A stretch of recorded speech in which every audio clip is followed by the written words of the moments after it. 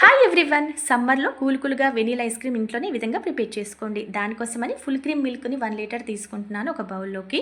తర్వాత అందులోంచి ఒక 3 స్పూన్ల మిల్క్ని సపరేట్గా ఒక బౌల్లోకి తీసుకొని 2½ స్పూన్ కార్న్ఫ్లోర్ అందులోకి యాడ్ చేసుకొని పక్కన పెట్టేసుకుందాం.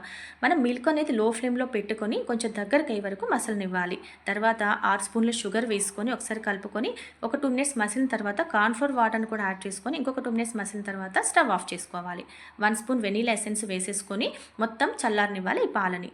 తర్వాత మిక్సీ జార్లో వేసుకొని సాఫ్ట్గా మిక్సీ పట్టుకోవాలి. అప్పుడే మనకి ఐస్ క్రీమ్ అనేది చాలా టేస్టీగా వస్తుంది. తర్వాత 2 బాక్సుల్లో నేను ఈ ప్యాటర్న్ వేసేసుకొని పైన సన్నగా కట్ చేసిన బాదం పప్పును వేసుకుంటున్నాను. తినేటప్పుడు చాలా టేస్టీగా ఉంటుంది.